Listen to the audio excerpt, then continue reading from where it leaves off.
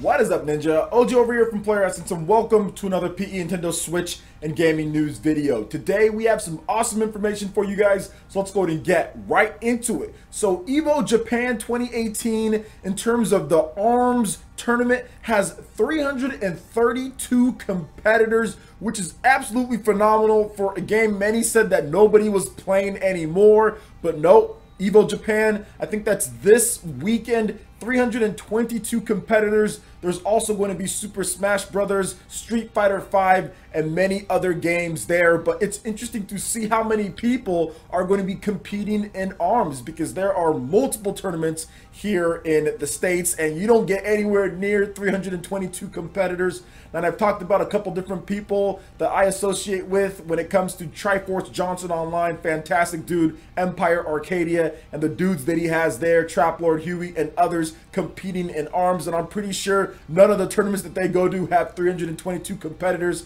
but when it's EVO, things go a little bit big. And I heard that they were even flying some of the best ARMS players out to Japan free of charge, room and board on there. So that's really cool that Nintendo's kind of stepping in and helping keep ARMS in terms of the competitive aspect of the game alive. And to see so many competitors for EVO Japan is going to make such a great competition. I know some people say that ARMS necessarily isn't the most fun to watch, but I think it's really because there are not a lot of skilled people in ARMS. There's a lot of people who play very cheaply. Now, if you play high level competition, when it comes to ARMS, you're going to see some great play. It's going to look really good. There are far less skilled players in ARMS than games like Street Fighter or games like Super Smash Brothers or Guilty Gear or stuff like that. ARMS just has a small pool of people who actually want to play the game competitively. But when you do get those guys in a room and start playing, they show off some really cool stuff. I mean, when we saw Mr. Yabuki do the Yabuki combo and stuff like that, that stuff was super hype. So I'm actually really excited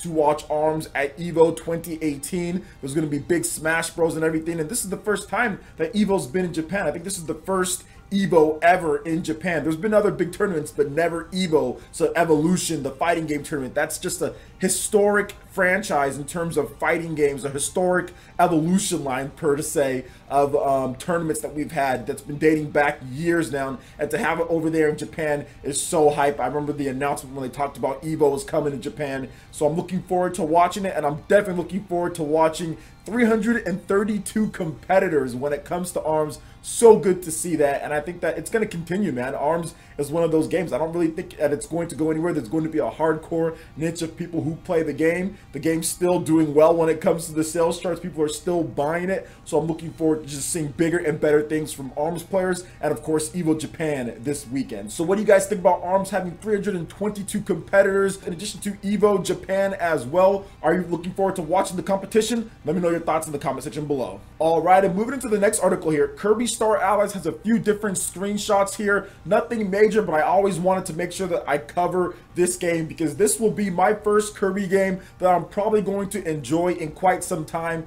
I did not play all of the Kirby Triple Deluxe and all the Kirby games on Nintendo 3DS. I should have, but I was just getting kind of tired of playing the games on the 3DS when it came to platformers and stuff, so I kind of just skipped out on those. I know I played like a demo at some place or something like that, like at Best Buy of Kirby Triple Deluxe, and then there's the Kirby Planet Robobot game. I know I've played those in bits and pieces here and there, but I think that with this game, Kirby Star Allies, having the option to just play both when it comes to portably in addition to the home console and taking on more of that Wii style of game, multiplayer built into there, gonna play that with my daughter. I think this one's gonna look really, really good on the Nintendo Switch. And checking out some of these screens here, I wanna go over some of them because they do look nice. And shout out to the official Kirby channel via Twitter that showed these ones off, and it just basically shows off some more of the abilities and just the crispness of the graphics. It's looking really cool. There's lots of different Kirbys that you can choose from as far as who you can play as, and they also show off just some more of the abilities. I think the warp abilities there too. You're on the Kirby Star there, all of them riding on the line, so that's awesome. And like I said, Kirby is going to be one of those games that I definitely buy on the Nintendo Switch this March. It's looking really good, but I think the best thing that I've seen so far about this Kirby game not only is the vibrancy of the graphics, because the graphics just look so good. This is the best looking Kirby game that I've probably ever seen. I wasn't a huge fan of the style. I mean, the Kirby canvas curse, the claymation stuff. I mean, that stuff was cool. I mean, it looked great on your screen, but I'm personally not a huge fan of that style, although the graphics looked great on the Wii U. But once again, you were stuck looking at the gamepad unless you were playing on the second player. It just wasn't my style of game. But having an action-based Kirby game in the same vein of the Wii title, and of course Kirby Triple Deluxe, and just like the classic style, that to me has got me really excited about this one. I love all the different abilities that they're showing off here. That was one of the things that I love the most about Kirby. When I think of Kirby, I think of stealing the abilities. I think of jacking the abilities of your opponents and messing people up with that. I think of all the different stuff that you can do, the variety of gameplay. I don't think of drawing in a line, and that's why I never really got into the original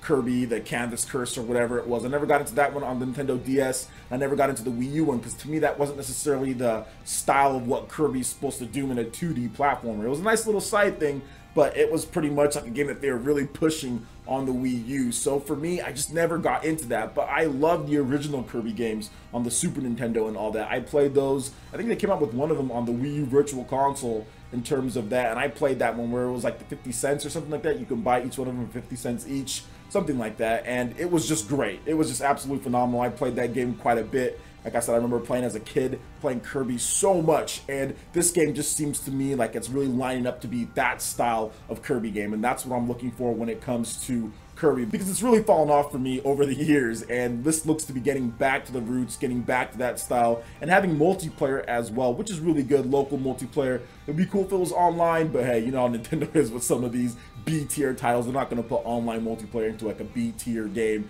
but I'm looking forward to this one. It's looking really sharp, vibrant, and beautiful. The local multiplayer is just a nice bonus into it. But yeah, awesome stuff, man. So what do you guys think about these new screenshots when it comes to Kirby Star Allies on the Nintendo Switch? Are you guys going to be picking up the game this March? Let me know your thoughts in the comment section below. All right, and getting into the final article here, Nintendo has a very interesting definition for bounty hunter when it comes to Metroid, because there was a former Retro developer, Retro Studios that is, that talked about Prime 2's initial multiplayer focus, the original Prime 3 plans, canceled projects, and so much more. And shout outs to Shine Sparkers for the interview and Nintendo Everything for the roundup of information. So we're gonna go ahead and get into this as far as the former Retro Studios staffer Jack Matthews, and he talked about just a bunch of different things. So we'll start off with how Metroid Prime 2 originally started out with a multiplayer focus. Quote, when we started development on Metroid Prime 2, multiplayer was actually going to be the focus. I think we internally thought of the project as Metroid Prime 1.5. We were even going to have the ability to play as a space pirate and have things like wall grabs and such. As we moved back towards a primary single player focus, we should have ditched multiplayer altogether. There was a ton of effort put forth to make multiplayer happen. We had to actually author third-person Samus animations. We had to have support for multiple players in the game world. We needed to author a new, lower quality effects and add game modes, etc, etc. It's all work that took quality and mindshare away from the single player. Then they went on the original plan for Samus to undertake bounty hunting missions in Corruption, and how Nintendo apparently rejected it because their definition of a bounty hunter is more of a mercenary or hired gun, which is absolutely like, what? I've talked about this multiple times, but we'll get into my thoughts on that in just a bit. Let's go ahead and hear what Matthews had to say on the matter. Quote, I don't recall any code being written to support the concept, but I remember it being documented and thought through extensively. The inventory system as it was would not have needed significant changes to support the design, and while my recollection is hazy, I believe that the whole misunderstanding of the bounty and bounty hunter was discovered and talked through pretty quickly after we presented the game concept to Japan. I don't know how much of the story was fleshed out at that point, Dark Samus or otherwise. I just remember that the original core concept revolved around Samus and her ship doing jobs around the galaxy to get stronger. So that was interesting, and I want to talk about that just a little bit. Now there is more when it comes to different projects that were canceled at Retro Studios. There's like a football game, car combat, Raven Blade. You can check out all the information linked in the description below, but I want to talk about that because one of the things that I would like to actually see in a Metroid game is her be a real bounty hunter. Now Nintendo thinks that a mercenary is a bounty hunter, which I don't call, no, like, I mean, I guess a mercenary can go on a bounty hunt, but a bounty hunter is someone who would have like multiple different targets and they go and collect on those. So you go, you take out one area, you take out one thing, and then you collect your bounty from there. You go, you take out another target, you collect your bounty from there. That's not like that's what a bounty hunter is. A mercenary could be someone, yes, it's hired from an organization, say, hey, we have this job for you, go do this particularly, but they're not someone who goes around and collects different ones. I mean, mercenaries are hired from something else, whereas bounty hunters usually work alone. You know what I'm saying? They usually work alone, and they see, like, they go there, they see like the picture of like, hey, here's the bounty on the head, like, and they have, you get paid this much money, you know, for that. Like mercenaries, it's almost the other way around. It's like, okay, the organization picks the person, whereas bounty, anybody can go and take care of that. Now, we call Samus a bounty hunter, so that would mean that she is looking for different bounties to collect on. Now, if she's a mercenary, then Nintendo needs to be more in line of, okay, she's a mercenary, okay? And that's kind of what Samus has always been. There's a large organization, okay, and they hire her to go take care of something. That would be more of a mercenary. That's not a bounty hunter.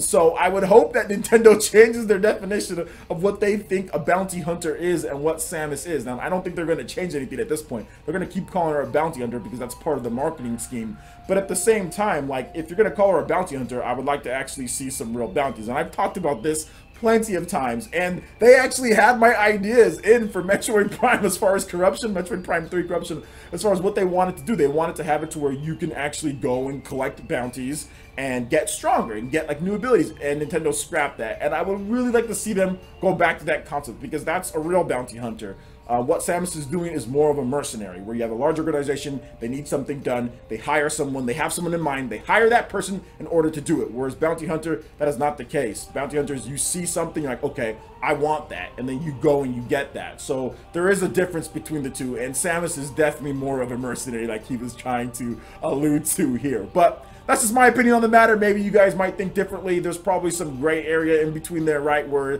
a mercenary can cross over, and there's certain things. Maybe the Galactic Federation had other people that they wanted to put on the case, right? I mean, there's Metroid Prime 3 where there were other bounty hunters out there that were all hired to do certain things, but that seems to me like a mercenary band, you know what I'm saying? Like a group of people that you know can get the job done, and then you send them there. So that's a little bit more of a mercenary band to me, but hey, it is what it is. So what do you guys think about what this developer had to say when it comes to the different stuff here, multiplayer, Metroid Prime 2, bounties and whatnot? Let me know your thoughts in the comment section below. All right, Ninja, that wraps it up for this video here. Go ahead and check out the links in the description below. We've got Facebook, we've got Twitter. Go ahead and give us a like and a follow on our social media. It really helps us spread the content of Player Essence across the interwebs in addition to YouTube. Also, make sure you check out our Patreon and YouTube live gaming page to consider supporting Player Essence. When you do so, it gets you access to all sorts of cool benefits, perks, rewards, and emotes via YouTube sponsorship. So check out the link in the description below and consider supporting Player Essence right here on YouTube. Hit that like button if you did like this video. Lets me know you guys want more content like this going forward in the future. And subscribe to Player Essence for the latest RPG, Japanese, and Nintendo gaming news. Thank you so much for watching. I will catch you for the next video. Peace.